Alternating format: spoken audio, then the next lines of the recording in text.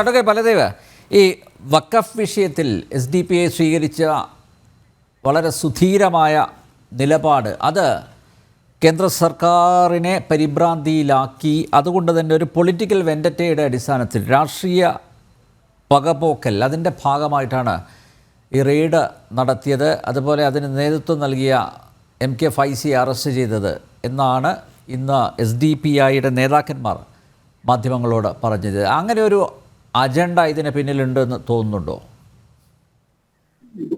ഒരു രാഷ്ട്രീയ പാർട്ടി നിരോധിക്കുമ്പോൾ ആ പാർട്ടി സ്വാഭാവികമായിട്ട് ഒരു പ്രതിരോധം പടുത്തുയർത്തും. അപ്പോൾ SDPIയുടെ നേതാവിനെ അറസ്റ്റ് ചെയ്യുമ്പോൾ അത് അവരുടെ പ്രതിരോധമാണ്. അത് എന്നോട് ചോദിക്കേണ്ട ചോദ്യം, അല്ലാതെ SDPIയുടെ നേതാക്കന്മാരാണ് അതിന് മറുപടി പറയുന്നത്. പൊതുവിൽ ഇടതുപക്ഷവും ഒന്നും പറഞ്ഞിട്ടൊന്നുമില്ല.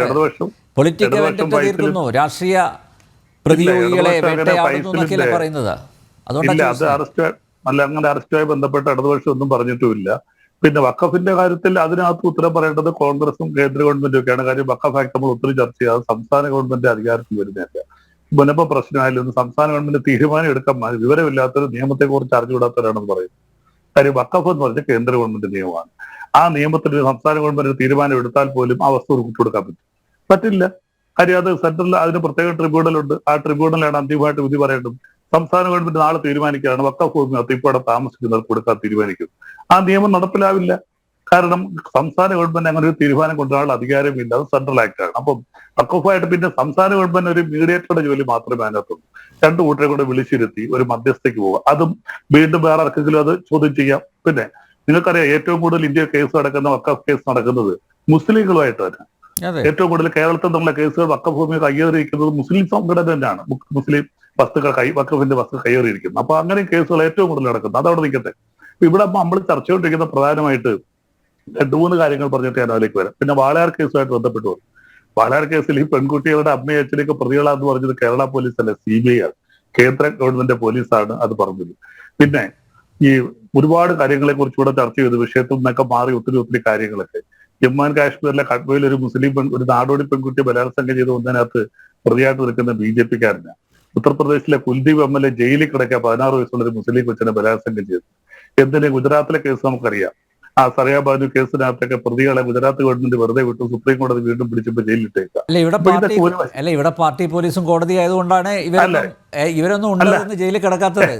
നിയമ സംവിധാനത്തിന്റെ അകത്ത് നിന്നുകൊണ്ട് കാര്യങ്ങളൊക്കെ മുന്നോട്ട് പോയതുകൊണ്ടാണ് MLAയും അതുപോലെ താങ്കൾ പറഞ്ഞ BJPക്കാരനൊക്കെ അകത്ത് പോയത്. ഇവിടെ എന്ത് വന്നു കഴിഞ്ഞാൽ അങ്ങനെയാണ് ഈ നമ്മുടെ PK ശശിയൊക്കെ എപ്പോഴേ കിടക്കേണ്ടത് സാറേ?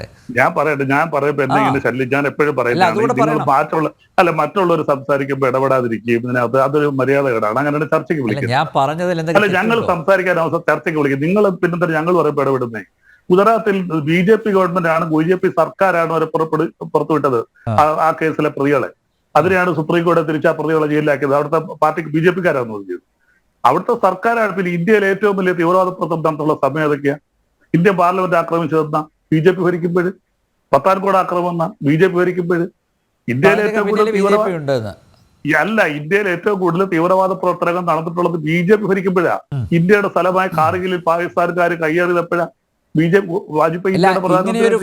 താങ്കൾ എന്താണ് അർത്ഥമാക്കുന്നത്? അല്ല, ഞാൻ പറഞ്ഞത് തീവ്രവാദ പ്രവർത്തനങ്ങളെയൊക്കെ വടക്കേ ഇന്ത്യൻ സംസ്ഥാനങ്ങൾ BJP ഭരിക്കുന്നിടത്തൊക്കെ ഇല്ലാതാക്കിയെന്നൊരു ചർച്ച ഇവിടെ നേരത്തെ വന്നിരുന്നു. ഞാൻ അതിന് മറുപടി പറഞ്ഞിട്ടില്ലായിരുന്നു.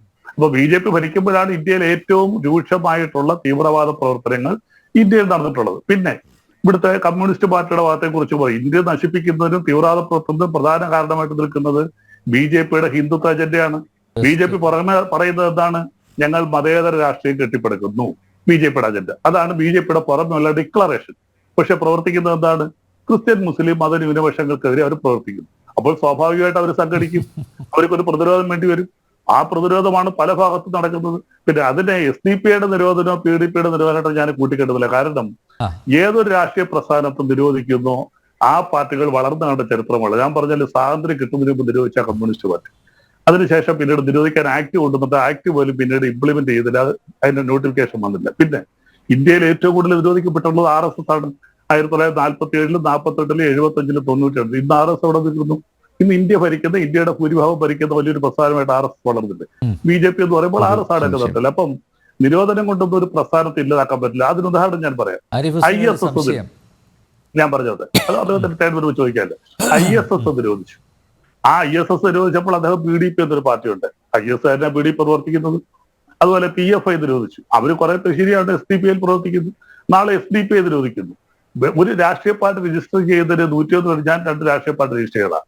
101 രൂപയുടെ സത്യാമൂല്യവും 10,000 രൂപയുടെ DD-യും 8 പത്രത്തിൽ 2 ദിവസമായിട്ട് പരസ്യം കൊടുക്കണം, ഇംഗ്ലീഷ്, ഹിന്ദി, മലയാളം. കേരളത്തിലാണെങ്കിൽ ഇത്രയും എല്ലാം കൂടി ഇത്രയും പൈസ ഒക്കെ ചെലവാക്കിയാൽ ഒരു രാഷ്ട്രീയ പാർട്ടി രജിസ്റ്റർ ചെയ്യാം, വലിയ കാര്യമൊന്നുമില്ല അവർ. അപ്പൊ ഇതിന് ഇത്രയും മെനക്കെട്ട് കഴിഞ്ഞാൽ ഇലക്ഷൻ കമ്മീഷൻ അവർക്ക് രജിസ്ട്രേഷൻ കൊടുക്കും. പിന്നീടാണ് അവരുടെ രജിസ്ട്രേഷൻ ക്യാൻസൽ ചെയ്യണമെന്നൊക്കെ തീരുമാനിക്കുന്നത്. അപ്പൊ അതുകൊണ്ട് ഇന്ന് SDP നിരോധിക്കും. തീവ്രവാദ പ്രവർത്തനം ഉണ്ടെങ്കിൽ തുടക്കത്തിൽ ഞാൻ പറഞ്ഞു അതൊരു തീവ്രവാദ പാർട്ടിയാണെങ്കിൽ അത് നിരോധിക്കണം. അതിനകത്തൊന്നും ഇവിടെ ആർക്കും എതിരൊന്നുമില്ല. പക്ഷേ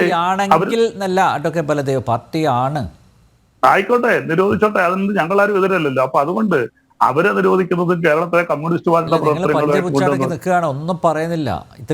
ഞങ്ങളല്ല ഇത്, ഞങ്ങൾ ഇതിനകത്ത് മറുപടി പറയേണ്ട കാര്യമില്ലല്ലോ. ഇതിനകത്ത് മറുപടി പറയേണ്ട അവസരം വരുമ്പോൾ മറുപടി പറഞ്ഞു. ഒരു രാഷ്ട്രീയ പാർട്ടിയുടെ നേതാവിനെ അറസ്റ്റ് ചെയ്യുന്നതിന് വേറെ രാഷ്ട്രീയ പാർട്ടി അഭിപ്രായം പറയേണ്ട കാര്യം. ഇത് അറസ്റ്റ് അല്ലേ നമ്മൾ പാർട്ടി നിരോധിച്ചില്ലല്ലോ. അവിടെ ഞാൻ പറഞ്ഞല്ലോ SDP പ്രസിഡന്റിനെ അറസ്റ്റ് ചെയ്തിരിക്കുന്നു. അത് ഇന്ത്യ ഗവൺമെന്റ്, നരേന്ദ്രമോദി ഗവൺമെന്റ് തന്നെ കേന്ദ്ര സുപ്രീം കോടതിയിൽ കൊടുത്ത അഫിഡവിറ്റ് ഉണ്ട്. 2018 മാർച്ച് മാസത്തിൽ കൊടുത്തിട്ടുണ്ട്. ഒരു പാർട്ടിയുടെ നേതാവിനെ കൺവിക്ട് ചെയ്താൽ പോലും ആ പാർട്ടി അങ്ങനെ നിരോധിക്കാൻ പറ്റില്ല. അത് നേതാവിനെ, അപ്പൊ നേതാവിനെ അറസ്റ്റ് ചെയ്തുകൊണ്ട് പാർട്ടി നിരോധിക്കാൻ പറ്റും. നേതാവിനെ അറസ്റ്റ് ചെയ്തു, അദ്ദേഹത്തിനെതിരെയുള്ള കുറ്റങ്ങൾ ഈ പറയുന്ന അവരിപ്പോൾ കൊടുത്തിരിക്കുന്ന പ്രൈമാ ഫേസി ഒരു റിപ്പോർട്ട് കൊടുത്തിട്ടുണ്ട്. ആ റിപ്പോർട്ടിൽ പറയുന്ന കാര്യങ്ങൾ ശരിയാണെന്ന് തെളിഞ്ഞാൽ ആ പാർട്ടി നിരോധിക്കട്ടെ. അല്ലാതെ പ്രസിഡന്റിനെ അറസ്റ്റ് ചെയ്തതിനെ ഇവിടെ CPM സംസ്ഥാന സെക്രട്ടറി അഭിപ്രായം പറയണം. ആര് പറഞ്ഞിട്ടുണ്ട്? പ്രത്യേകിച്ച് രാഷ്ട്രീയ പാർട്ടിയുടെ നേതാക്കാർ വരുന്നു, അതിനകത്ത് പ്രത്യേകിച്ച് ആ ഒരു അഭിപ്രായം പറഞ്ഞിട്ട് അദ്ദേഹത്തിന്റെ ഒരു കുറ്റത്തിന്റെ പേരിൽ അറസ്റ്റ് ചെയ്തു. അല്ല, പാർട്ടി നിരോധിക്കാൻ വരുമ്പോൾ അതുമായിട്ട് ബന്ധപ്പെട്ട അഭിപ്രായങ്ങൾ പറയും. പിന്നെ ഇവിടെ ചർച്ച കൊണ്ട് കയറി വരുമ്പോൾ അതിനകത്ത് ഇരുന്നുകൊണ്ട് പിന്നെ കമ്മ്യൂണിസ്റ്റുകാരുടെ പ്രത്യയശാസ്ത്രവും സ്റ്റാലിന്റെ പ്രത്യയശാസ്ത്രവും ഒക്കെ പറഞ്ഞുകൊണ്ട് ഈ ചർച്ച വഴിവിട്ടുകൊണ്ട് പോവുകയാണ്. ചർച്ചയ്ക്ക് നമ്മുടെ പ്രധാനപ്പെട്ട ഇവിടെ ചർച്ചയ്ക്ക് അല്ല, അത് നിങ്ങൾക്ക് അങ്ങനെ തോന്നുന്നില്ല. മഞ്ഞപ്പിത്തം പിടിച്ചവർക്ക് അങ്ങനല്ലേ തോന്നുന്നു. കാണുന്നവരെല്ലാം കേരളത്തിൽ കർവാപ്പസ് നടപ്പിലാക്കണം. ഞാൻ ഒറ്റ കാര്യം ചോദിച്ചോട്ടെ, ഈ സ്റ്റാലിൻ സമാധാനവാദിയായിരുന്നോ? ഞങ്ങളാരും അത് പറഞ്ഞിട്ടില്ലല്ലോ. സ്റ്റാലിനെ കമ്മ്യൂണിസ്റ്റുകാരുടെ അതല്ലല്ലോ നമ്മുടെ ഇവിടുത്തെ വിഷയം. എന്താ, ഈ നരേന്ദ്രമോദി സമാധാനവാദിയാണ്. അദ്ദേഹം ഗുജറാത്തിൽ ഭരിച്ചപ്പോഴല്ലേ ഇന്ത്യയിലെ ഏറ്റവും വലിയ കലാപമുണ്ട്. അദ്ദേഹം മുഖ്യമന്ത്രി, അമിത്ഷാ അവിടുത്തെ ആഭ്യന്തരമന്ത്രിയായിട്ടിരുന്നത്, സമാധാനവാദിയായിരുന്നു. നരേന്ദ്രമോദി സ്റ്റാലിനെയാണോ താരതമ്യം ചെയ്യുന്നത്? അല്ല, തീർച്ചയായിട്ടും അതിന് മറുപടി പറ. നരേന്ദ്രമോദി താരതമ്യം ചെയ്യുന്നത് ഞാൻ പറയുന്നതിന് മറുപടി പറയും നമ്പ്യാരെ. നരേന്ദ്രമോദി ഗുജറാത്ത് മുഖ്യമന്ത്രിയും അമിത്ഷാ ആഭ്യന്തരമന്ത്രിയായിട്ടിരിക്കുമ്പോഴല്ലേ ഇന്ത്യ കണ്ട ഏറ്റവും വലിയ പിണറായി വിജയൻ CPM സംസ്ഥാന സെക്രട്ടറി ആയിരിക്കും എത്ര പേരെ കൊന്നു തള്ളിയിട്ടുണ്ട്? തീർച്ചയായിട്ടും ഉണ്ട്. ഇല്ലെന്ന് ഞങ്ങൾ പറയുന്നില്ലല്ലോ. അപ്പൊ അത് അഡ്മിറ്റ് ചെയ്യണം, അത്രേ ഉള്ളൂ. നിങ്ങളത് അഡ്മിറ്റ് ചെയ്യണം. നിങ്ങൾ അഡ്മിറ്റ് ചെയ്യാതെ ഞങ്ങൾ ചെയ്യുന്നതല്ല ശരിയാണ്. കൊല്ലുന്നത് അങ്ങോട്ടും ഇങ്ങോട്ടും ഇഷ്ടം പോലെ കൊല്ലുന്നുണ്ട്. ഞങ്ങൾ കൊച്ചു ഞങ്ങളുടെ പാർട്ടി അല്ല, ഞങ്ങളുടെ പാർട്ടിയുടെ പ്രവർത്തകരെ കൊന്നിട്ടുണ്ട്. ഞങ്ങൾ കൊച്ചൊരു പാർട്ടി ആണെങ്കിൽ അവരെ ഞങ്ങളുടെ 2 പ്രവർത്തകർ കൊല്ലപ്പെട്ടിട്ടുണ്ട്. അപ്പൊ ഞങ്ങൾ അത്ര കേരളത്തിലെ ഇന്ത്യയിൽ നിന്ന് വലിയ ഒരു ചെറിയൊരു കമ്മ്യൂണിസ്റ്റ് പാർട്ടിയാണ്. അപ്പൊ അതുകൊണ്ട് ഇവിടെ കൊലപാതകങ്ങൾ കോൺഗ്രസ്സുകാർ ഭരിച്ചിട്ടുണ്ട്, CPM-മാര്, RSP-ക്കാര്, SDP-ക്കാര്, എല്ലാ രാഷ്ട്രീയ പാർട്ടിയുടെ ആൾക്കാർ രാഷ്ട്രീയ സംഘടനത്തിലോ മതപരി. അപ്പൊ അത് പരസ്പരം അഡ്മിറ്റ് ചെയ്യാനുള്ള ഒരു മനസ്സുണ്ടാകും. ഞങ്ങളങ്ങ് പതിവ്രതകളാണ്, ബാക്കി കാണുന്നവരെല്ലാം തിരുവേശികളാണെന്ന് പറയുന്ന ആ ഒരു രീതി ശരിയല്ല. ഇവിടെ ഏറ്റവും കൂടുതൽ വർഗീയ അജണ്ട കൊണ്ടുവരുന്നത് BJP ആണ്. അതിനകത്ത് തർക്കമൊന്നുമില്ല. ആ വർഗീയ അജണ്ട അവരെന്ത് മാറ്റിയിട്ട് വേണം ഞങ്ങൾ പരിശുദ്ധവാദികളാണ് എന്ന് പറയാൻ. അത് ഞങ്ങൾ പറയുന്നു. അല്ല, ആ സ്റ്റേറ്റ്മെന്റ് നല്ലൊരു സ്റ്റേറ്റ്മെന്റാണ്. കാരണം ഏറ്റവും വലിയ വർഗീയവാദം BJP ആണെന്നാണ് പറഞ്ഞത്. എന്ന് വെച്ചാൽ എല്ലാവരും വർഗീയവാദം എടുക്കുന്നുണ്ട്, ഏറ്റവും വലുത് അത് BJP ആണെന്നല്ല, അത് നമ്മൾ അംഗീകരിച്ചു കൊടുക്കണം എന്നാണ് ഞാനും പറയാം. ഓക്കെ, പക്ഷെ എനിക്ക് ചോദിക്കാനുള്ള സംശയം അതല്ല. അതായത് ഇവിടെ സൂചിപ്പിച്ചല്ലോ ബലദേവ്, അതായത് ഒരു പ്രതിരോധം എന്നുള്ള നിലയ്ക്ക് ഇവിടെ ഒരു മുസ്ലിങ്ങളുടെ ഇടയിൽ നിന്നൊരു പാർട്ടി ഉണ്ടാകാനും അതിന് അവരുടേതായിട്ടുള്ള റീസൺസ് വെക്കാനുള്ള എല്ലാ അവകാശം ഉണ്ടെന്ന് പറയുന്നു. ഞാനും സമ്മതിക്കുന്നു, പ്രതിരോധമൊക്കെ എല്ലാവർക്കും ആവാം.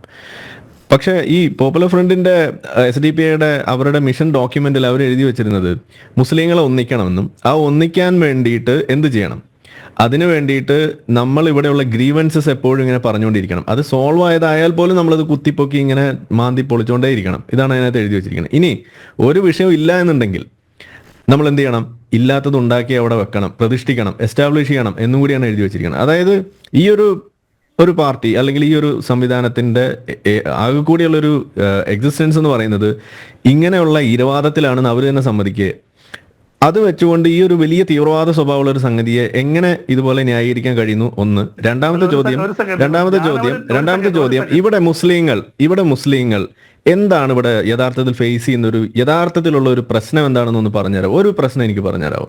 യെസ്, ഞാൻ പറഞ്ഞല്ലോ ഗുജറാത്ത് കലാപം. ഇനി എത്ര കലാപം പറയണം? ഡൽഹി ഗുജറാത്ത് കലാപം എങ്ങനെ ഉണ്ടായെന്നും കൂടി പറയൂ. ഡൽഹി കലാപം ഞാനത് പറയട്ടെ. ഗുജറാത്ത് കലാപം എങ്ങനെയാണ്? നിങ്ങൾ ആദ്യം പറഞ്ഞതല്ലേ ഗുജറാത്ത് കലാപം എങ്ങനെ ഉണ്ടായെന്നൊന്ന് പറയൂ. ഡൽഹി ഹൈക്കോടതി ഗുജറാത്ത് കലാപം എങ്ങനെയാണ് ഉണ്ടായെന്ന് പറയൂ. നമ്മൾ കമ്പയർ ചെയ്ത് തുടങ്ങിയതല്ലേ. ഗുജറാത്ത് കലാപം മാറ്റി നിർത്താം. അത് വേണ്ട, അത് പറയാൻ പറ്റില്ലല്ലോ. അത് കുടുങ്ങുന്നത് കണ്ടപ്പോ അത് മാറ്റി വെക്കണ എങ്ങനെ ശരിയാവുക? നിങ്ങൾ ഗുജറാത്ത് കലാപം എങ്ങനെ ഉണ്ടായെന്ന് പറയുന്നിട്ട് പറഞ്ഞിട്ട് കല്യാണക്കുറിയും കഴിച്ചിട്ട് പോയാൽ മതി. എങ്ങനെ ഉണ്ടായെന്ന് പറയൂ. ഗുജറാത്ത് കലാപത്തിന് മുന്നേ എന്താ ഉണ്ടായത്? ഞാൻ പറഞ്ഞല്ലോ ഗുജറാത്ത് കലാപത്തിലേക്ക് നയിച്ച സംഭവത്തെ കുറിച്ച് പറയൂ. അതെന്താ പറയാത്തെ? അവിടെ അപ്പൊ നിങ്ങൾക്ക് പ്രതിനിധിക്കാവും. അതാ പറയുന്നത്. അത് നിങ്ങൾ അതിനെ കുറിച്ച് മിണ്ടാതെ ഗുജറാത്ത് കലാപം ഇങ്ങനെ ഒരു 10 തവണ ഇപ്പൊ പറഞ്ഞു. അപ്പൊ അതിന് മുന്നേ ഉണ്ടായ സംഭവം പറയൂ. അതെന്താ പറയാത്തത്? അവിടെ ഹിന്ദുക്കളെ ആക്രമിച്ചു, അതിന് അടിച്ചു. അത് അവിടെ തീർന്നില്ലേ? അപ്പൊ നിങ്ങൾ തന്നെ സമ്മതിച്ചു എല്ലാവരും കൊന്നിട്ടുണ്ട്, കോംപ്ലിമെന്റ്സ് ആക്കി നിങ്ങൾ പറഞ്ഞു കഴിഞ്ഞ കാര്യമാണ്. പക്ഷെ ഞാനിപ്പോ പറയുന്നു SDPI ഉണ്ടായത് 2008 ശേഷം ഇവരിപ്പോ ഈ പറയുന്ന രീതിയിലേക്ക് വരുമ്പോ അവർ പറയുന്നത് ഗ്രീവൻസസ്, മുസ്ലിങ്ങൾ ഫേസ് ചെയ്യുന്ന ഗ്രീവൻസസ് എടുത്തു വെക്കണം എന്നാണ് അവരുടെ ഡോക്യുമെന്റിൽ അവർ എഴുതി വെച്ചിരിക്കുന്നത്. ഞാൻ നിങ്ങളോട് ചോദിക്കുകയാണ്, മുസ്ലിങ്ങൾ ഇന്ന് ഫേസ് ചെയ്യുന്ന ഒരു ഗ്രീവൻസ് പറയും. മുസ്ലിങ്ങൾ എന്ന നിലയ്ക്ക് ഗുജറാത്തിലെയോ അല്ലെങ്കിൽ വല്ല പച്ചാളത്തെ ഏതെങ്കിലും ഒരു ലോക്കൽ കമ്മിറ്റിയിലെ മുസ്ലിങ്ങളുടെ കാര്യമല്ല ഞാൻ ചോദിക്കുന്നത്. ഇന്ത്യ എന്ന് പറയുന്ന രാജ്യത്ത് മുസ്ലിങ്ങൾ എന്ന നിലയ്ക്ക്, ഒരു സമുദായം എന്ന നിലയ്ക്ക് അവർ ഫേസ് ചെയ്യുന്ന ഒരു ഇഷ്യൂ നിങ്ങൾ പറയൂ. അതൊക്കെ പലതേ പെട്ടെന്ന് സമയമില്ല. അതെ, ഇത് കറക്റ്റ് ഡേറ്റ് സഹിതം ഞാൻ രാംകുമാർ സാറോട് ഇരിപ്പുണ്ടല്ലോ. 2020 ഫെബ്രുവരി മാസം 23, 2020 ഫെബ്രുവരി മാസം 23-ാം തീയതി ഡൽഹി. ഞാൻ ചോദിച്ചത് അതൊന്നുമല്ല. മുസ്ലിങ്ങൾ ഇന്ത്യ എന്ന നിലയ്ക്ക് ഫേസ് ചെയ്യുന്ന ഒരു ഗ്രീവൻസ് നിങ്ങൾ പറയൂ. മുസ്ലിങ്ങൾ ഇന്ത്യയിൽ ഫേസ് ചെയ്യുന്ന ഒരു ഗ്രീവൻസ് നിങ്ങൾ പറയൂ. ഞാൻ പറയട്ടെ. 2020 ഫെബ്രുവരി മാസം 23-ാം തീയതി ഡൽഹി ഹൈക്കോടതി രാത്രി 12 മണിക്ക് കൂടി എന്തിനാണെന്നറിയാവുന്നത്? ചായ കുടിക്കാം, കട്ടൻ ചായ. രാത്രി 12 മണിക്ക് 12 മണിക്ക് കട്ടൻ ചായ എനിക്കും ഇഷ്ടം, വലിയ ഇഷ്ടം. രാത്രി 12 മണിക്ക് ഹൈക്കോടതി കൂടി എന്തിനാ? അവിടെയുള്ള BJPയുടെ MP അനുരാഗ് താക്കൂർ,